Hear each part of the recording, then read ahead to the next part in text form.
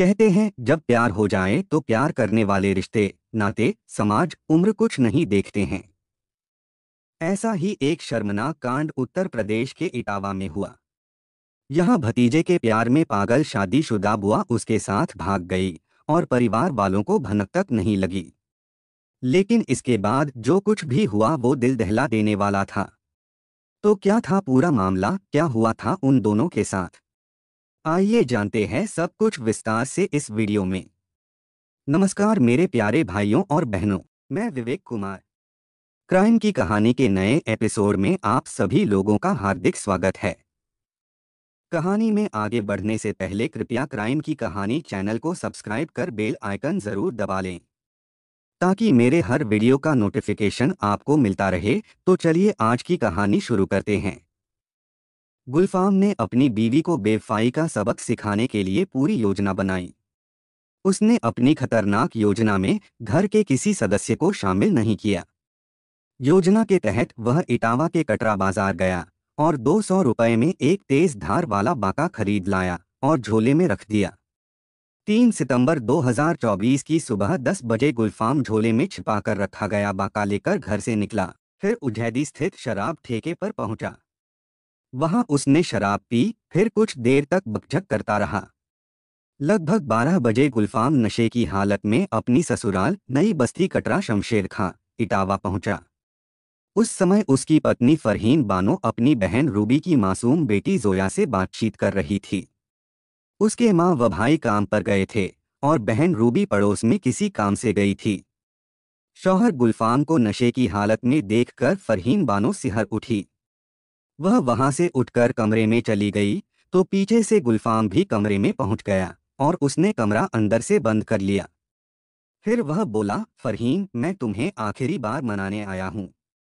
बोलो, मेरे साथ घर चलोगी या नहीं चलोगी? मैं एक बार नहीं 100 बार कह चुकी हूं कि मैं तुम्हारे साथ नहीं जाऊंगी। पता नहीं क्यों बेशर्म बनकर यहाँ कुत्ते की तरह पूंछ हिलाते हुए चले आते हो, फरहीन गुस्से से बोली। गुलफाम ने पूछा, यह तुम्हारा आखिरी फैसला है? हाँ, यह मेरा आखिरी फैसला है, फरहीन ने जवाब दिया। तो अब मेरा फैसला भी सुन ले। यदि तू मेरी बीवी बनकर नहीं रह सकती तो मैं तुझे किसी और की बीवी भी नहीं बनने दूंगा। तुझ जैसी बेवफा औरत को आज मैं सबक सिखाकर ही दम लूंगा, कहकर गुलफाम ने झोले से बाका निकाल लिया। उसका गुस्सा 7वें आसमान पर था। शौहर के रूप में साक्षात मौत देखकर फरहीन बचाओ बचाओ चीखने लगी। उसकी चीख सुनकर उसकी बहन रूबी आ गई। अब तक गुलफाम हमलावर हो चुका था। उसने बाके से कई बार फरहीन बानो के सिर, गर्दन व शरीर के अन्य हिस्सों पर किए। बचाव में फरहीन के दोनों हाथों की अंगुलियां भी कट गई थीं और वह खून से लथपथ होकर जमीन पर गिर गई थी। बहन रूबी ने यह सब नज़ारा खिड़की से देखा था। उसने सोचा गुलफाम भाग न जाए, इसलिए उसने कमरे का दरवाज़ा बाहर से बंद कर दिया और फिर माँ, भाइयों व पुलिस को सूचना दिया। सूचना पाते ही सदर कोतवाल विक्रम सिंह कुछ पुलिसकर्मियों को लेकर मौके पर पहुंच गए। हमलावर गुलफाम कमरे में बंद था। पुलिस ने उसे बाहर निकाला। कोतवाल विक्रम सिंह ने उसे आला कत्ल बाका सहित हिरासत में ले लिया।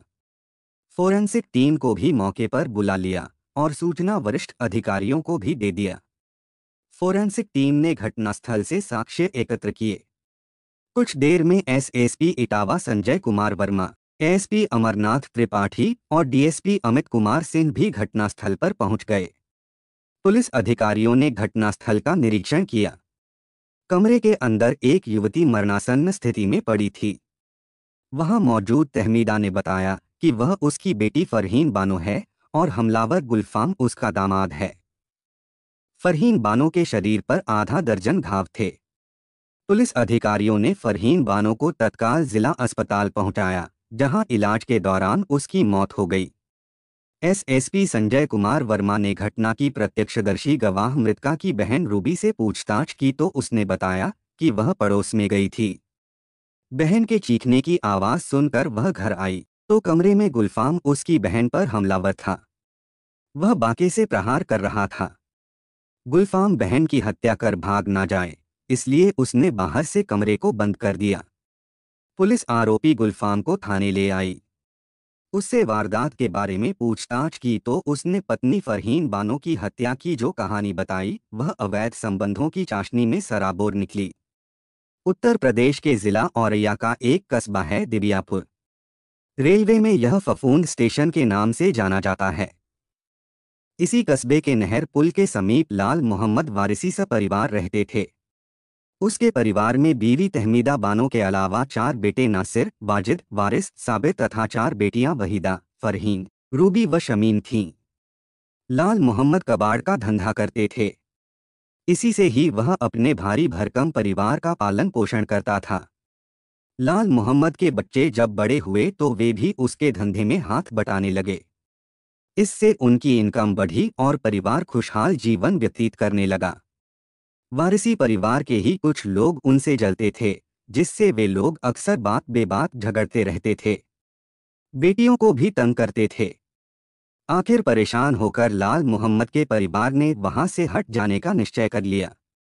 वर्ष 2017 में उन्होंने दिबियापुर कस्बा छोड़ दिया और इटावा शहर आ गए। यहाँ उन्होंने सदर कोतवाली क्षेत्र के नई बस्ती कटरा शमशेर खां मोहल्ले में एक मकान किराए पर ले लिया और सपरिवार रहने लगे। अब तक उनके बच्चे जवान हो चुके थे, इसलिए वह अपना कारोबार करने लगे थे। 2 बेटे नासिर व वाजिद अलग हो गए थे। वे अपना घर बसाकर अलग रहने लगे। लाल मोहम्मद बड़ी बेटी वहीदा का भी निकाह कर चुके थे। वहीदा से छोटी फरहीन बानो थी। वह अपनी अन्य बहनों से ज्यादा खूबसूरत तथा निपुण थी।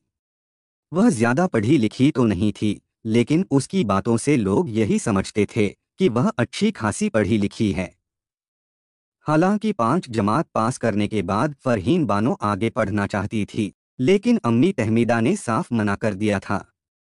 उसके बाद उसने भी चुप्पी साध लिया और अम्मी के घरेलू काम में हाथ बटाने लगी थी। फरहीन बानो शरीर से स्वस्थ व चेहरे मोहरे से खूबसूरत दिखती थी।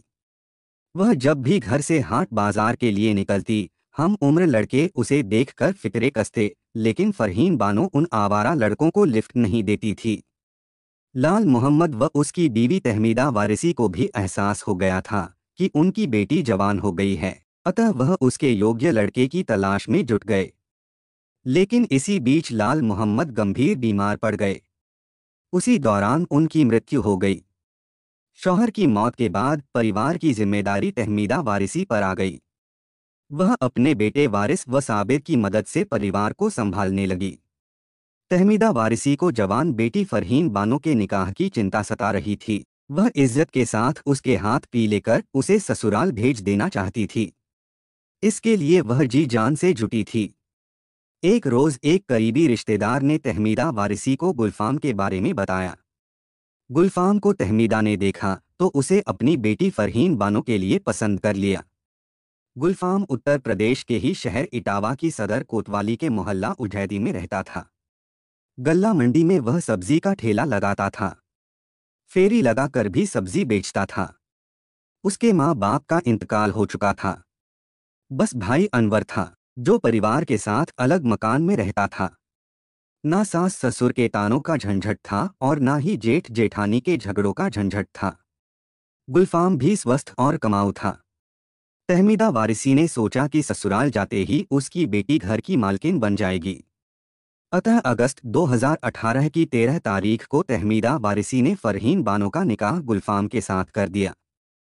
फरहीन बानो निकाह के बाद गुलफाम की जीनत बनकर अपनी ससुराल आ गई। ससुराल आते ही फरहीन ने घर संभाल लिया। गुलफाम हर तरह से बीवी का ख्याल रखता था। वह जिस चीज की डिमांड करती, गुलफाम उसे पूरा करता था। वह उसे कभी कभी सैर सपाटे के लिए भी ले जाता था। गुलफाम मेहनती इंसान था। वह सुबह उठकर सब्जी मंडी जाता था और 8 बजे के आसपास सब्जी खरीदकर वापस आता था। फिर मियाँ बीवी मिलकर ठेले पर सब्जी सजाते थे। उसके बाद नाश्ता कर गुलफाम सब्जी का ठेला लेकर फेरी पर निकल जाता था। शौहर के जाने के बाद फरहीन बानो घर का काम निपटाती, फिर खाना पकाकर शौहर के लौटने का इंतजार करने लगती थी। गुलफाम लगभग 2 बजे वापस लौटता, फिर दोनों साथ बैठकर खाना खाते और खूब बातें करते थे। इस तरह हंसी खुशी व मौज मस्ती से 3 साल बीत गए।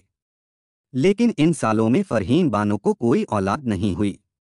औलाद का सुख पाना हर औरत के लिए सौभाग्य की बात होती है, लेकिन फरहीन बानो वंचित थी। उसके मन में सवाल उठने लगे कि आखिर वह इस सुख से क्यों वंचित है। वह यह भी सोचने लगी कि जरूर उसके शौहर में ही कोई कमी है। फरहीन बानो अब उदास रहने लगी। उसका स्वभाव भी चिड़चिड़ा हो गया। वह शौहर से लड़ने झगड़ने भी लगी। पत्नी को उदास व स्वभाव में परिवर्तन देखकर गुलफाम सोच में पड़ गया। उसकी समझ में नहीं आ रहा था कि फरहीन उदास क्यों रहती है और क्यों बात बात पर झगड़ती है।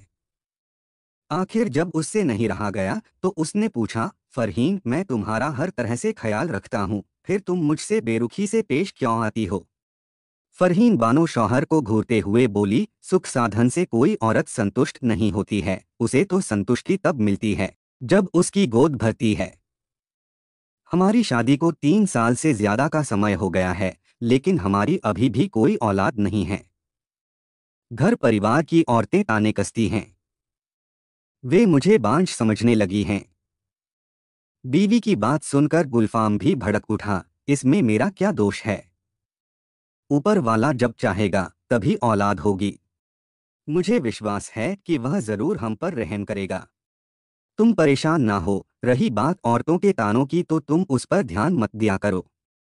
फरहीन गुस्से से बोली, खुदा को बीच में मत लाओ, सारा दोष तुम्हारा ही है। तुम मर्द होते तो एक नहीं 2 औलाद हमारी गोद में अब तक होती। तुम अपना इलाज कराओ, दुआ ताबीज लो, वरना हमारी तुम्हारे साथ नहीं बनेगी। फरहीन ने मर्दानगी पर चोट की तो गुलफाम भी भड़क उठा, मुझ में कोई कमी नहीं है। जो भी कमी है वह सब तुझ में है। इसलिए ना मैं इलाज कराऊंगा और ना ही किसी फकीर के पास दुआ ताबीज के लिए जाऊंगा। तुझे ही अपना इलाज कराना होगा। इसके बाद तो आए दिन फरहीन और गुलफाम के बीच औलाद ना होने को लेकर तकरार होने लगी। कभी कभी तकरार इतनी अधिक बढ़ जाती कि दोनों के बीच हाथापाई हो जाती थी। गुस्से में गुलफाम शराब के ठेके पर जाता था और जमकर शराब पीकर लौटता था। धीरे धीरे गुलफाम की शराब पीने की लत पड़ गई। वह पक्का शराबी बन गया। अभी तक फरहीन और गुलफाम के बीच औलाद को लेकर ही झगड़ा होता था, लेकिन अब शराब पीने को लेकर भी झगड़ा होने लगा था। कभी कभी झगड़ा इतना बढ़ जाता कि गुलफाम फरहीन को जानवरों की तरह पीट देता था। फरहीन समझ गई कि वह शराबी व नाकाबिल शौहर से कभी औलाद का सुख नहीं पाएगी। अतः वह शौहर से नफरत करने लगी। इन्हीं दिनों फरहीन बानो के घर आमिर का आना जाना शुरू हुआ। रिश्ते में आमिर फरहीन का भतीजा था। वह भी नई बस्ती कटरा शमशेर खां मोहल्ले में रहता था। आमिर शरीर से हृष्ट पुष्ट तथा सजीला युवक था। वह जो कमाता था अपनी ही फैशन परस्ती में खर्च करता था। फरहीन को वह बुआ कहता था। उम्र में वह फरहीन से छोटा था। 28 साल की बुआ फरहीन बानो से आमिर की खूब पटती थी। बुआ भतीजे के बीच हंसी ठिठोली भी होती थी। आमिर को बुआ की सुंदरता और अल्हड़पन बहुत भाता था। कभी कभी वह उसे एक टक प्यार भरी नजरों से देखा करता था।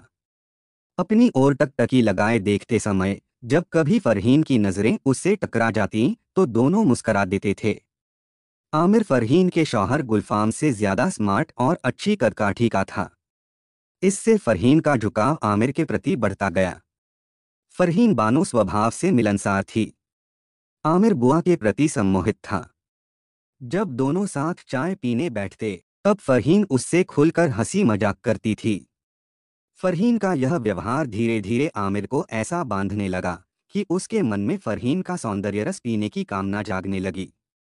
एक दिन आमिर दोपहर को आया तो फरहीन उसके लिए थाली लेकर आई और जानबूझकर गिराए गए आंचल को ठीक करते हुए बोली, लो आमिर, खाना खा लो, आज मैंने तुम्हारी पसंद का खाना बनाया है। आमिर को बुआ की यह अदा बहुत अच्छी लगी। वह उसका हाथ पकड़कर बोला, बुआ, तुम भी अपनी थाली परोस लो, साथ खाने में मजा आएगा। खाना खाते वक्त दोनों के बीच बातों का सिलसिला जुड़ा तो आमिर बोला, बुआ, तुम खूबसूरत और खिदमतगार हो, लेकिन फूफा जान तुम्हारी कद्र नहीं करते हैं। मुझे पता है कि अभी तक तुम्हारी गोद सूनी क्यों है। वह अपनी कमजोरी की खींच तुम पर उतारते हैं। लेकिन मैं तुमसे बेइंतहा मोहब्बत करता हूँ। यह कहकर आमिर ने फरहीन की दुखती रग पर हाथ रख दिया था।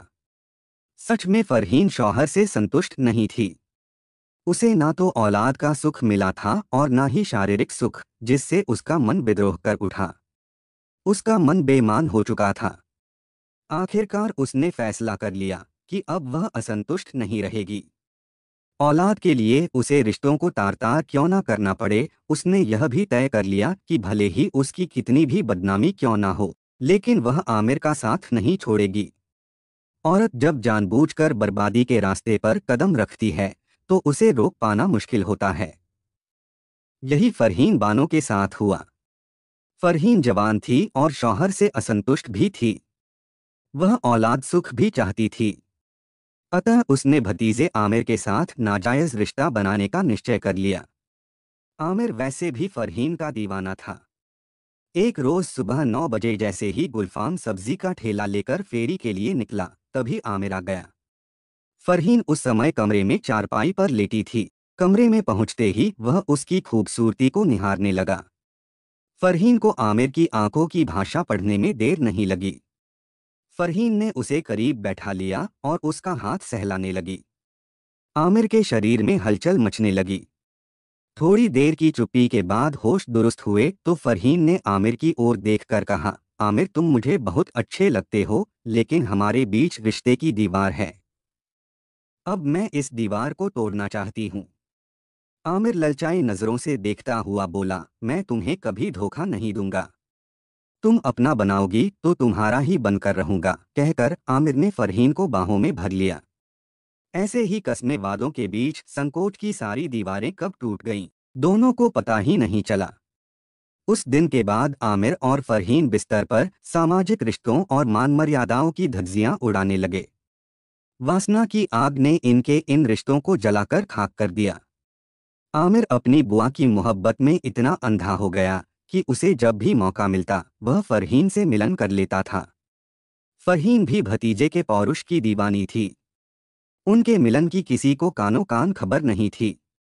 कहते हैं कि वासना का खेल कितनी भी सावधानी से खेला जाए, एक ना एक दिन भांडा फूट ही जाता है।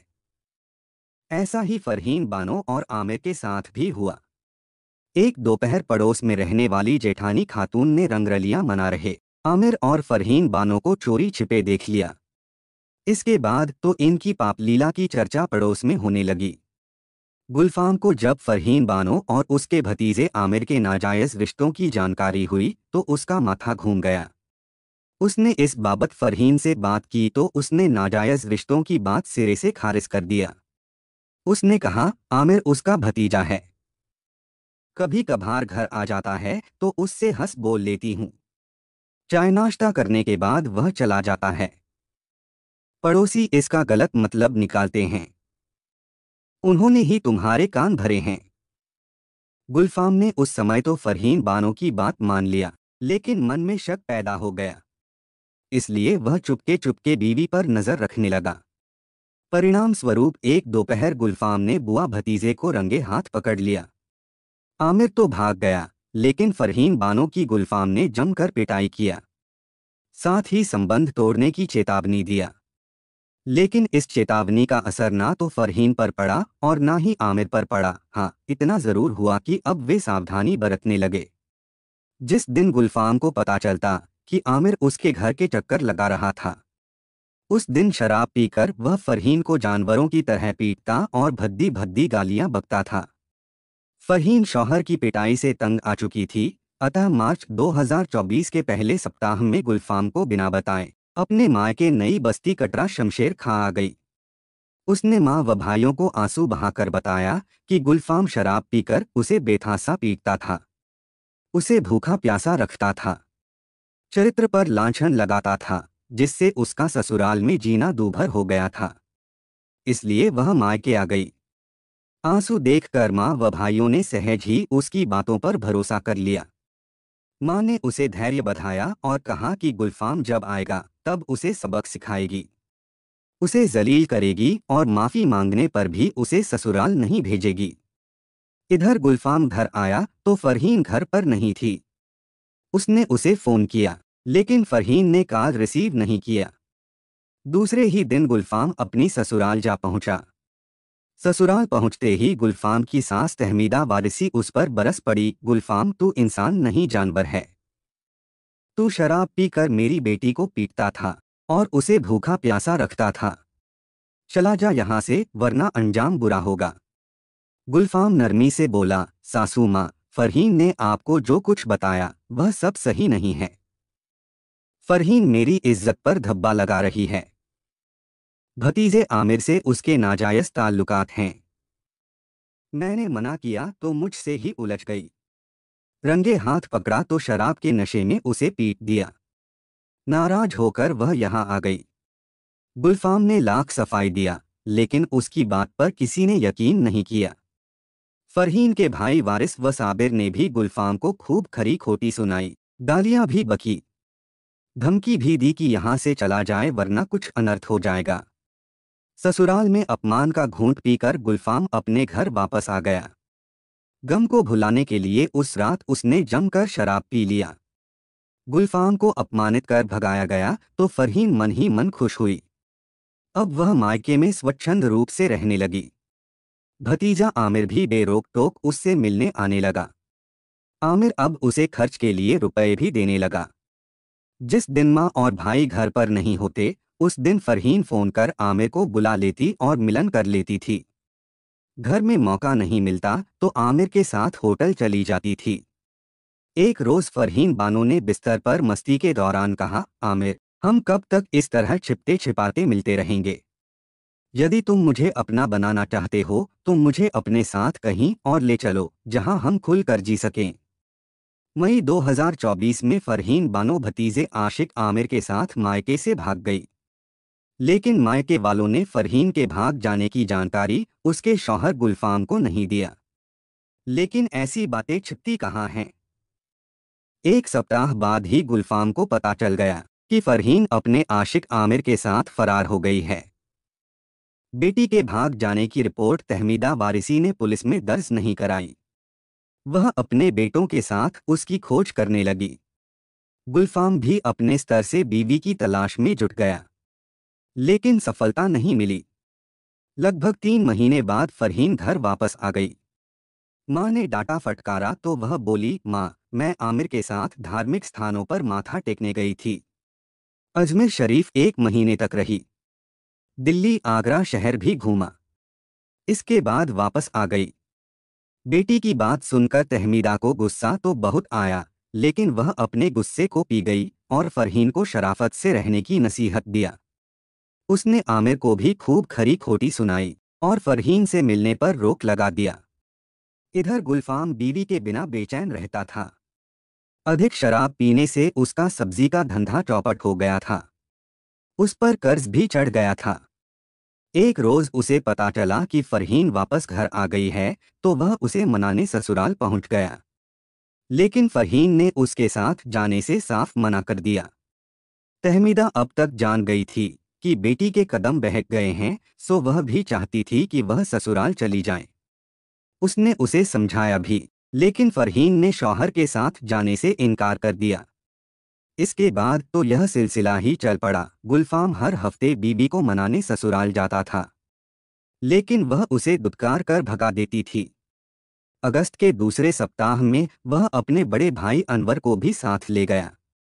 अनवर ने फ़रहीन की माँ व भाइयों से बात की तथा फ़रहीन को भी समझाया, लेकिन फ़रहीन राजी नहीं हुई। अपमानित होकर गुलफ़ाम व अनवर वापस घर आ गए। गुलफ़ाम बखूबी जानता था कि फ़रहीन पर इश्क का भूत सवार है।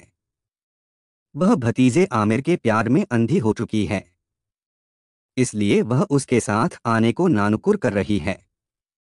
काफी सोच विचार के बाद गुलफ़ाम ने सोच लिया कि वह आखिरी बार और फ़रहीन को मनाने जाएगा। यदि इस बार उसने इनकार किया तो वह बर्दाश्त नहीं करेगा और बेवफा बीवी को सबक सिखा कर ही रहेगा। इसके लिए उसने एक बाका भी खरीद लिया था। फिर वह 3 सितंबर 2024 को अपनी ससुराल पहुंच गया।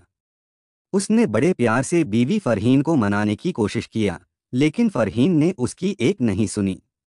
इतना ही नहीं, उसने पति गुलफ़ाम की उस दिन भी बेइज्जती किया।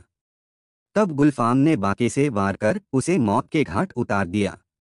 गुलफाम से पूछताछ करने के बाद पुलिस ने मृतका के भाई वारिस की तहरीर पर बीएनएस की धारा 103 के तहत गुलफाम के खिलाफ रिपोर्ट दर्ज कर लिया और उसे विधिसम्मत गिरफ्तार कर लिया। 4 सितंबर 2024 को पुलिस ने हत्यारोपी गुलफाम को इटावा कोर्ट में पेश किया, जहां से उसे जिला जेल भेज दिया गया। कहानी को लास्ट तक सुनने के लिए आपका धन्यवाद। इस कहानी के बारे में अपनी राय कमेंट करके ज़रूर बताइएगा और ऐसी ही अपराध की सच्ची कहानियों के लिए हमारे चैनल क्राइम की कहानी को सब्सक्राइब कर लीजिए। कहानी को लाइक और शेयर ज़रूर करें। धन्यवाद।